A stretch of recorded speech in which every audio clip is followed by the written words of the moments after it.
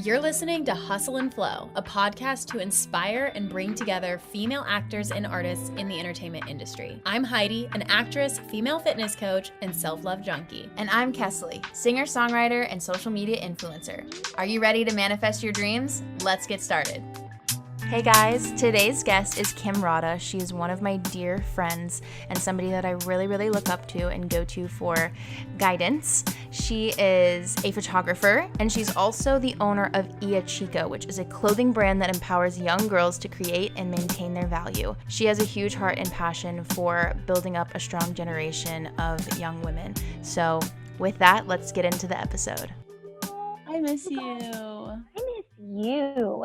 Kesley, you just hold such a dear space in my heart, and I hope that one day my girls are like you.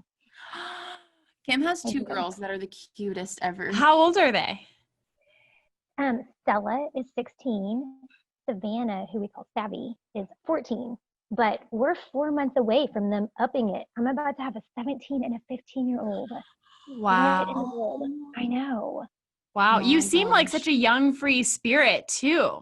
Thank you. Oh my gosh. Probably the coolest mom ever. I know. Aw, it's crazy. I do. Like, I just this past month turned 47, and it feels different for everybody. It's just a number. Age is just a number. It's all about how you feel inside. So, it really, Wow, I forgot you were in your 40s. This whole time I was thinking you were in your 30s. Well, I'm not thank kidding. you. That's a compliment. What would you tell to the 17 or 14-year-old version of yourself knowing what you know now? Oh my gosh. I would fully say trust yourself. Trust yourself. There are going to be reasons that you feel the way you feel. And to trust that core with yourself. And it's hard these days because we've got leaders, whether they're political or spiritual, that we don't agree with. And I think just because they're in leadership doesn't mean you have to agree. That's a big one for me. I think just really trusting yourself and staying true to yourself because there's reasons you feel the way you feel. I mean, I am full on. Kesley, you guys, your last episode was so sweet. And there were so many topics in there that could be entire, like, seasons in and of themselves. Like, Kesley, you were talking about your new video, which is so fun. And here we are living at this youth camp, and Savannah is so like you, Kesley. Like, she is all into her TikTok and just doing the most darling videos. But we're at this Christian camp, and it's very sad. She feels like she's getting a reputation because of what other Christians think of her. Like, she feels okay, and I would be okay with it too if she wore a crop top.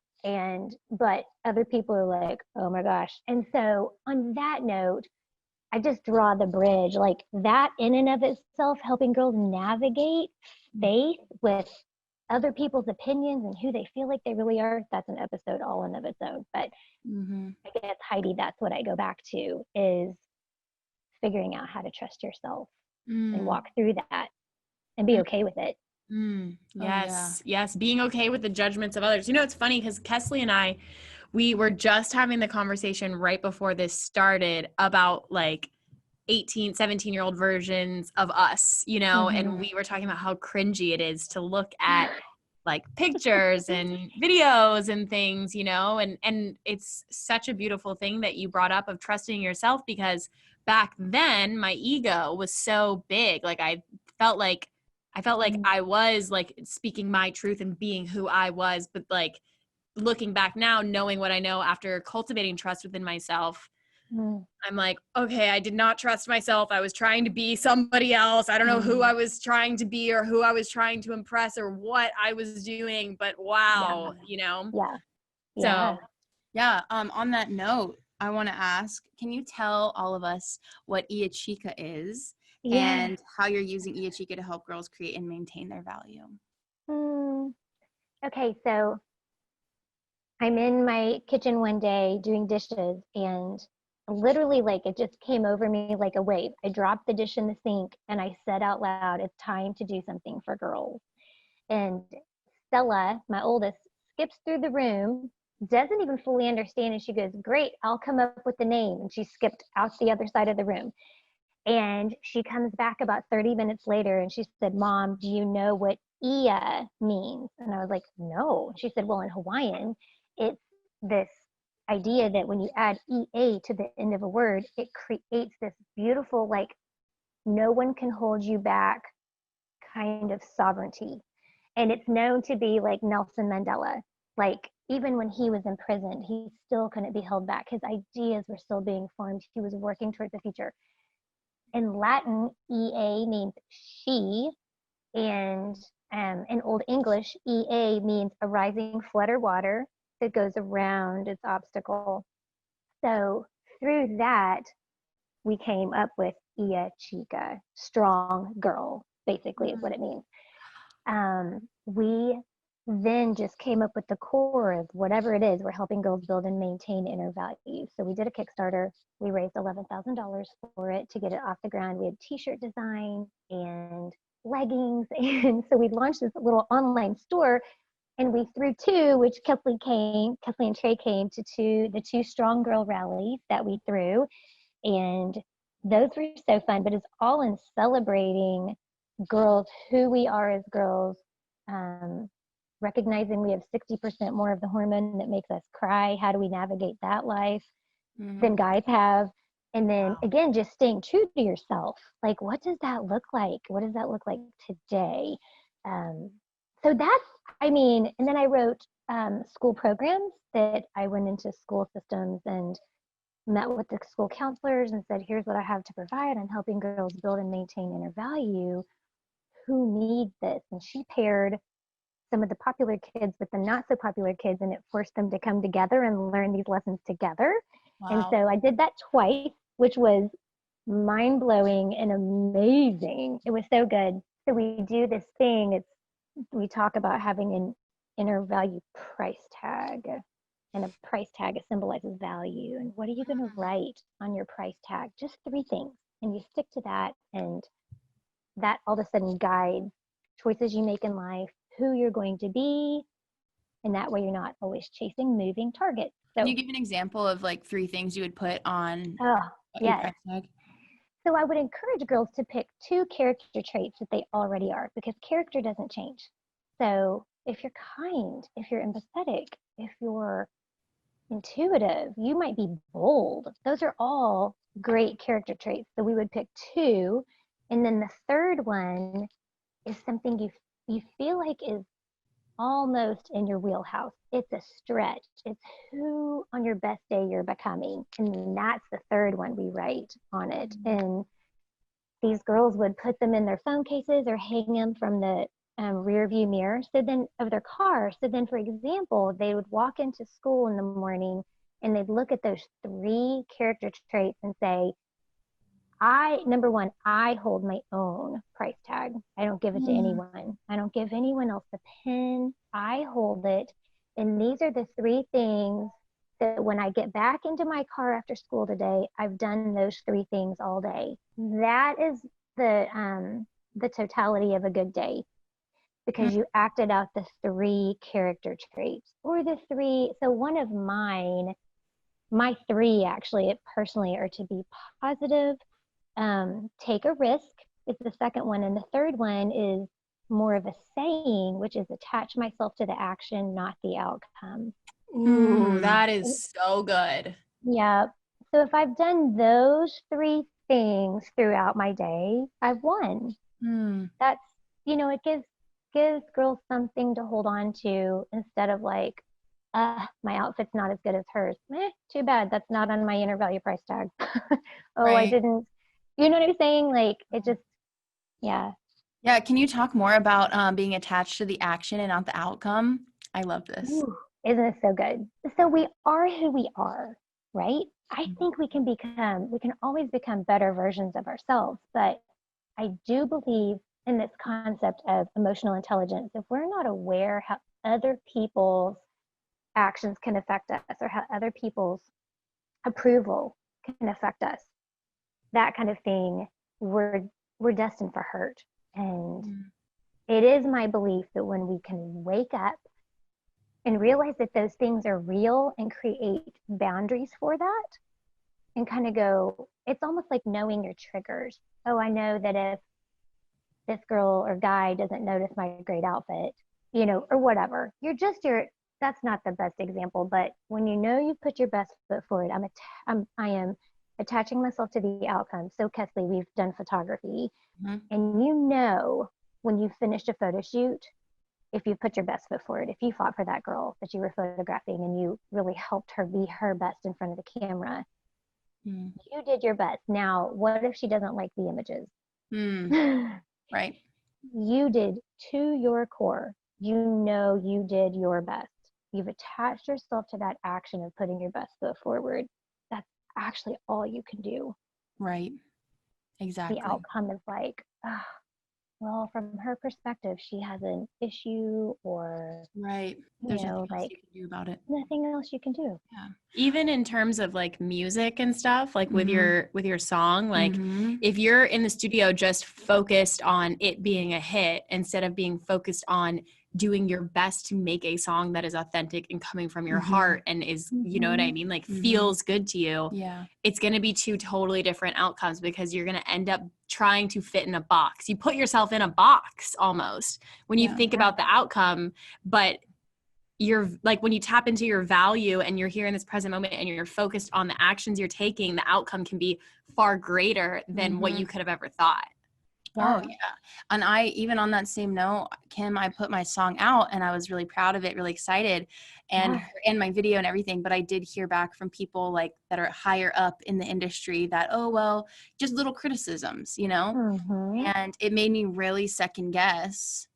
Am I good at writing songs? Am I good at writing pop music? Do I need to be hiring all these people to do stuff? How am I going to, just like all this insecurity and all this doubt, instead of just being, and I had to go back to, I wasn't conscious of it, but I went back to exactly what you're saying of like, I'd rather have a song out that got some criticism than have no songs out.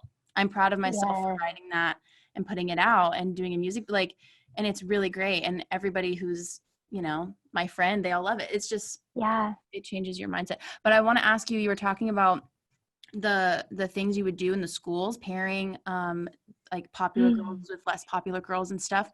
And I remember you talking about kind of the differences between girls and guys as far as how we get along, especially at school or just in life, just the difference there, and jealousy between women and why it's so hard for us to connect sometimes. True. There's a book out called Tripping the Prom Queen, which is unreal. And in high school, I was fiercely bullied. I was literally, it was like the comic relief high school movie. Like, I was pushed down in the hallways, books go flying. Like, that was me. Ironically, I was voted homecoming queen. How can those go together? And this was 30 years ago. Totally, like, that's crazy. I think it's gotten worse, but that is the dynamic. There's the queen bee, and sometimes she gets knocked off her pedestal and the second one rises up. And if I could encapsulate it, and it's a very intricate system for girls. And I think that for parents and school counselors and teachers, especially, having the awareness of how complicated the situation is, and then to help girls wake up and see it's all hinged on how insecure actually we all are. It's actually, the queen bee is insecure. Everybody's insecure. And when we can wake up to that fact and then really start this inner value training, and it's training like, you don't just work out for 2 months and stay in shape for 3 years. It's not how it works. Right. It's the same way. So. Yes. And one of those ways you were saying, you were talking to me about putting good words in every day. Yeah. And so, like, how important is it to you, for us as women, to get in enough good words every day? And do you have any tips on how we can start getting more good words in right away? Gosh. Okay. So this stems into just another another section, Kesley. So I really had some crazy trauma in this past year, which if like it's going to be a little bit of like drop the bomb here because I'm more comfortable telling you guys than you'll be hearing. So I'm not going to go into great detail about it. I actually had repressed memories surface from my childhood a year and 4 months ago. So at the age of 46, I have memories of sexual abuse from my father, which he was a social worker. Shocking. Shocking. My brain protected me and forgot it all. So I literally was like, spent probably 9 months of like on my face. What is this? My father didn't really love me, is what it felt like. And my healing process, though, and thanks to quarantining, I'm going to forget the woman's name. She's a counselor in Europe, and she does all of like she says hypnotherapy, but basically what hypnotherapy is, people get freaked out by it without the full understanding, is that you're separating yourself from your anxiety-ridden self to, it's almost like you're taking that crazy to-do list you have and you're putting it off to the side and you're giving yourself space to hear good words and let that actually get planted in your subconscious, because the fastest way to not heal is to hold that anxious stuff right in front of you and hold it close. That's the fastest way to not heal. So the good words, Kesley, started with these sessions that I would listen to from her. They're 30-minute sessions, and I would say she did a countdown. I'd like to even say she did a count away. And it was very specific to counting away from your anxious, nervy side. And then it would be 30 minutes of goodness.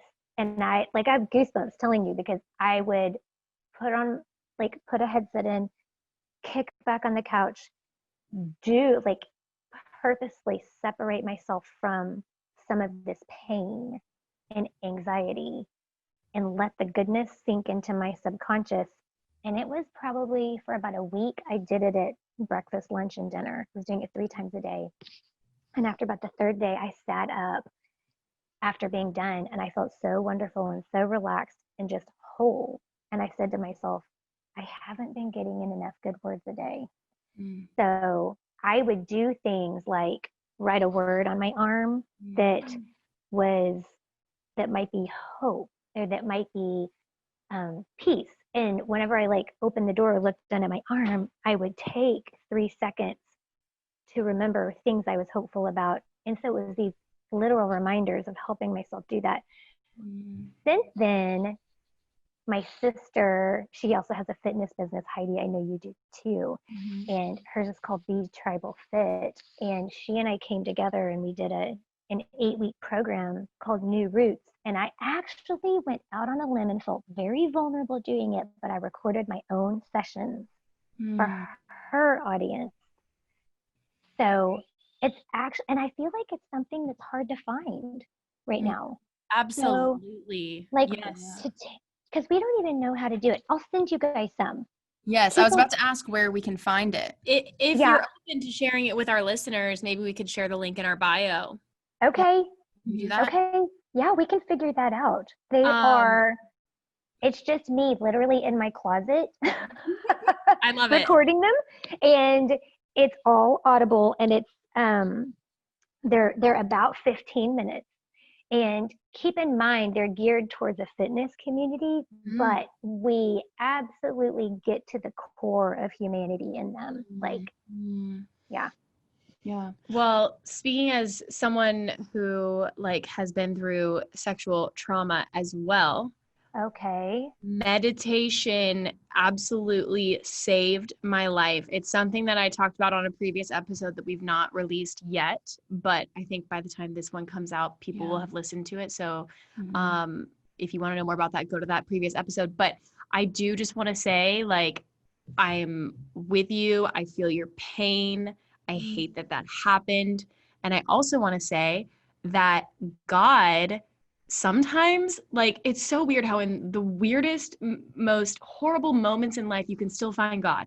You can still find that he's working and he's creating, you know, situations that are teaching you so that you can go on to teach other people. So what a beautiful thing that you were led to hypnotherapy, where it sounds like it may not have been your language of healing before.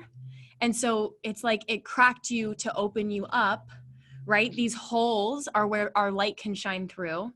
And so we can help other people. And so meditation absolutely helped heal me through that process, and separating yourself from it. Absolutely. Like everything you're saying, I can relate to. And I mean, I do breath work every single day.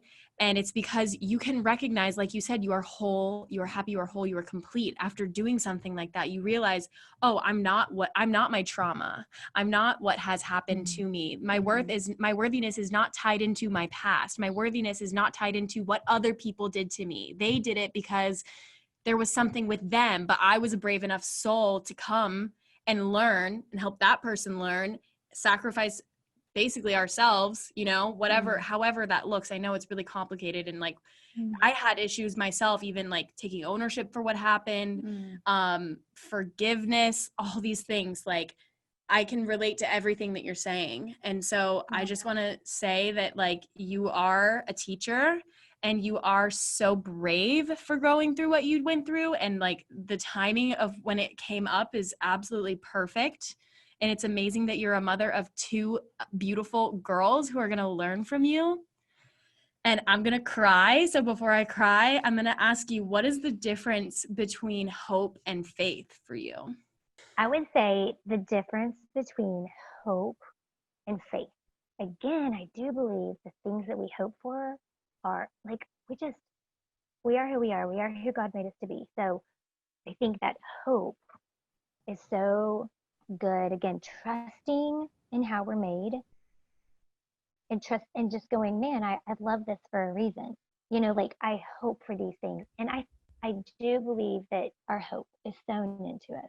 I think our hopes can change and they can grow and they can mature and become something slightly different. So I think in all seasons of life, our hopes might be the same, they might be a little different. Faith. So through this process, Kesley and Heidi, of learning, so I'm going to answer the faith part through a little bit of sharing, like a hint of mental anguish that I went through this year of like, why did this happen to me? Why would something so horrible happen to someone at 4 through 14? Like, why? I realized through this whole process that, like you said, Heidi, the empathy piece, you talked about the holes in us or where the light shines through. And I envisioned myself literally with this huge like spotlight shining out of the front of me. Like, because the hole feels so big after learning what happened to me. And I realized how badly I needed God. I also realized I never thought this was part of me, but I also was like, this is so strange. I realized how much I don't want to be God. I don't want that responsibility. I need God, but I don't want to be God. I need some kind of sovereign, I was going to say a thread that runs through my life. I'm going to say a rope that runs through my life, that is somehow purposeful and sovereign. So my hope, I hope in all kinds of things, but at the end of the day, faith is guidance. It's like, God, just help me step into the right thing, please. I don't want to be God. I don't want to step into something, because I do think that God sows into us our hopes, and that's a way. I'm trying to say God without saying he. I keep saying he, who God is as a sovereign all things, you know, that I don't, sometimes I feel I know my imperfection. And so when I'm trying to choose what my hopes are, or to step into certain hopes, there's a piece of me that I do want to hear this voice from behind me going, it's this step because this is the right one. Or go right, go left. And that I have something so sovereign and perfect to follow. Does that answer make sense? It does. I love that you, in a way, when you were saying that hope is like the rope, you know, like hope is, it's something you can hold on to, but faith is not tangible. You know what I mean? Faith is like almost believing in the unknown, but trusting the process and just trusting. It's blind. Yeah. Yeah. So, wow. I want to take a little break and talk about how we know each other. Me and Kym. Yeah, how do you know each other? Because I feel like that's this is actually it was a very interesting time of my life, but I guess it was 3 or 4 years ago. And Trey and I were worship leaders at this big camp for 3 weeks. Well, it was 4 weeks, but I was only there for 3 weeks. And so I missed the first week because I was leading worship at another camp. And I actually felt very alone and insecure at this camp. And I didn't feel like I had the same high energy as all the other girls that were the leaders there. And I didn't know everyone. Everyone was already friends. And I just came in with like all this insecurity. I was happy to be there and I was excited. I'd been to Journey Camp before, or I don't know if I should have said the name of it, but I've been to this camp before. But Kym walked up to me, I think one of the first days, and introduced herself to me. And I just thought she was the cutest thing. And do you want to share your perspective or anything? Yes. I remember, Kesley, I remember you coming. And I remembered feeling that a little bit for you because our girl staff was just, they were on fire. They were super energetic, loud. And it might have been easy to feel like kind of on the outside. I remember sensing that for you and thinking like, they're a very loving crew. If you're not on that same energy level, this could be hard to step into. Yeah. And yeah, so I remember that for you. And then, what I so vividly remember is hearing you sing for the first time. Took me down literally. Like we were down by the waterfall and I don't know if Trey was playing the guitar, but you started to sing. I was not expecting to hear what came out of your mouth. And I was so moved that I just, like, I remember standing up. And the next thing I know, I'm like crisscross applesauce on the ground. Like I am sitting Indian style, like you were so earthy and gorgeous. Like all of it was just, it took me down in such a good way. I was just like, what am I hearing? Oh my gosh. So good. I think you talked, I don't know if you gave a devotional or if you were just talking to us as a group, because it was all the leaders meeting together before a new campers came. And you and your husband and your girls were all there working the camp. But I remember you talking with your little red lipstick and your little cat eyes. You're like, I'm Kym. And you were so cute. And I was like, wow, like I want to have that energy. And so, and I really was feeling very insecure that day. That whole camp, I feel like I had ups and downs of just wanting to fit in, but also not feeling like I had enough energy. And that's a whole feminine energy versus masculine energy. I was in the band with more men, and some of the guys in the band were also doing leadership stuff with the camp leaders. And like, I was like expected to do all this other stuff and like, I couldn't handle it. And that was actually I learned a lot about myself now. There's stuff I know now about myself that I wish I had known then so that I could communicate what I needed. And I felt, I did start to feel, other than I'm just so glad that I had you, because I did start to feel like no one likes me and people think that I don't want to be here or whatever, which was not true, or may have been slightly true for a couple people. But ultimately I loved like leading worship, and that is why I was there, and it was amazing. And I'm so glad that we got close that year, because we did Strong Girl Rally 2 years in a row after that. And now you're on a podcast. Oh my gosh. Yeah. Wow. Yeah. So I definitely like look to you as a mentor of mine. I don't know if I've ever told you that, But yeah. Oh, gosh. Aw. I want to ask you too. I'd never heard anyone talk about emotional intelligence before until you Oh, brought it up the other day. So can you explain what emotional intelligence is and how it relates especially to women like us in leadership? oh my gosh. Okay, yes. So again, this is my like third drink from a fire hydrant kind of thing. So Yeah.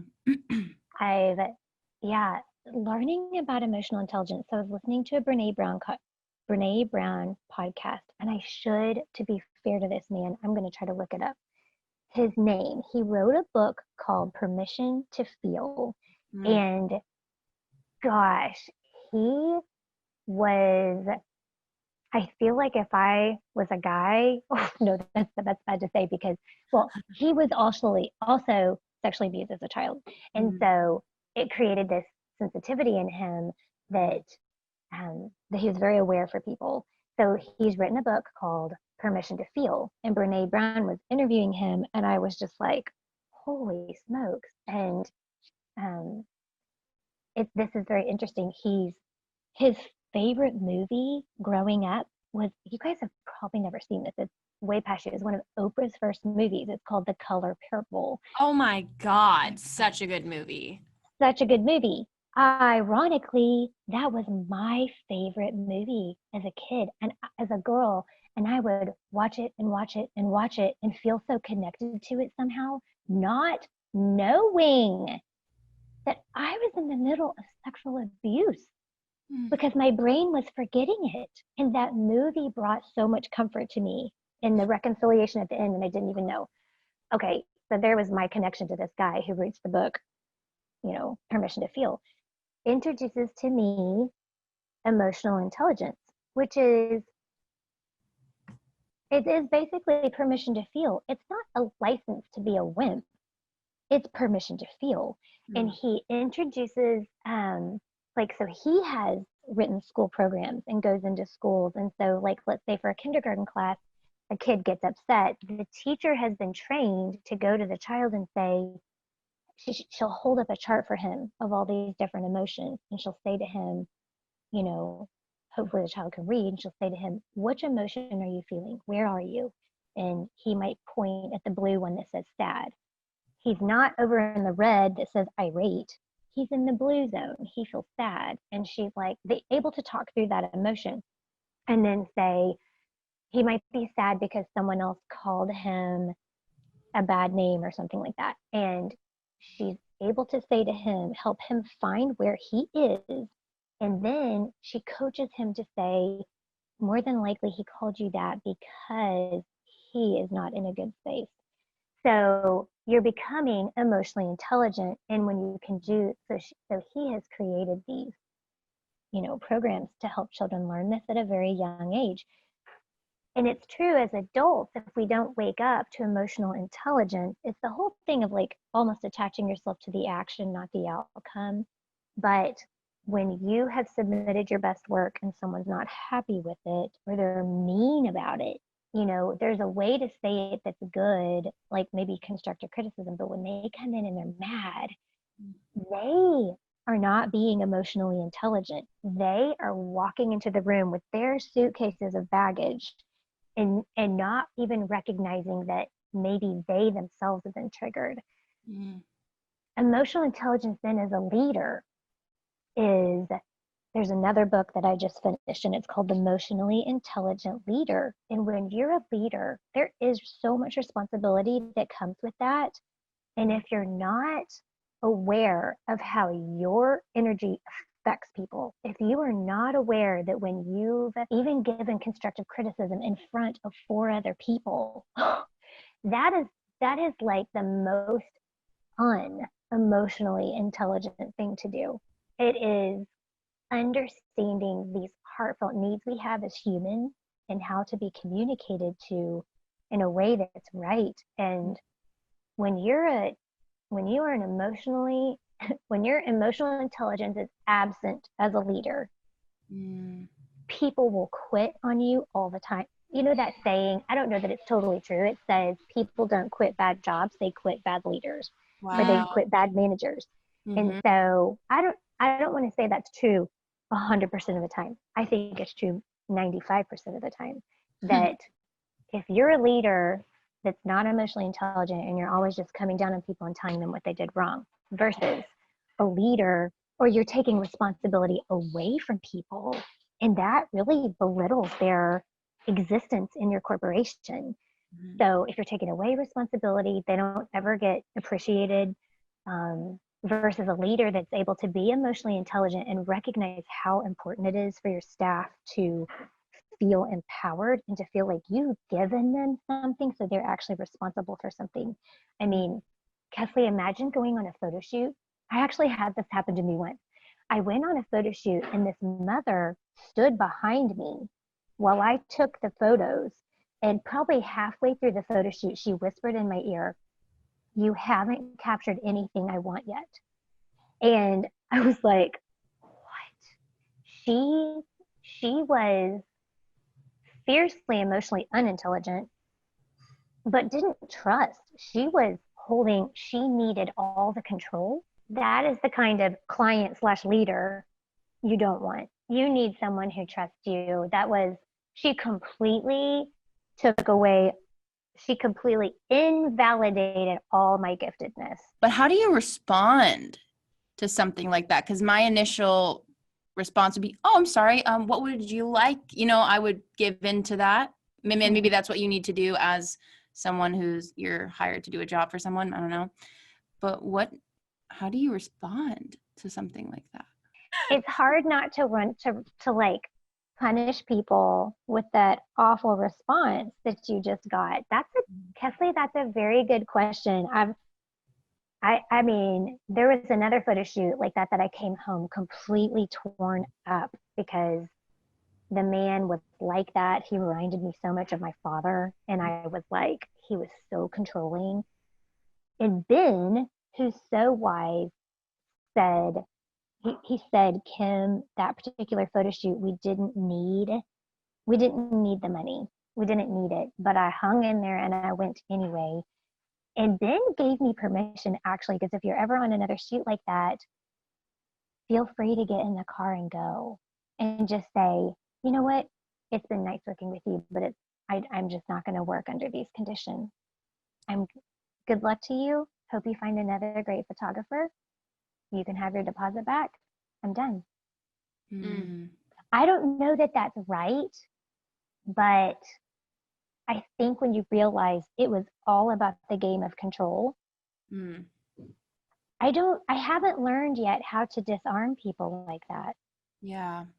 But that's a whole other strength in just recognizing your worth and how you're willing to let people treat you, because how you treat yourself and how you basically how you treat yourself shows people how they can treat you. So you standing up for yourself and leaving would be a huge act of self-love, Yeah. And so, yeah, that's a good point. Yeah. I think if it depends how wounded you are, I recognize that like that was such a trigger point for me now. And what was best for me might not be what's best for you, Kesley or Heidi. One of you might have been able to laugh it off and just go with it. If it's a huge involved process after that, like I'm going to have to work with this client 10 more times. Yep. No, I think Kesley and I are on the same page with like, even the whole laughing it off thing. I just feel like it bleeds into so many other things, like especially with men, like, men hit on us, right? And we're expected to just be like, "Oh, ha, ha, ha, ha." I literally did that the other day. But I want to just be like, hold on, did you just really say that? Like, right. What makes you think that you can talk to me like that? Yeah. And that is not rude.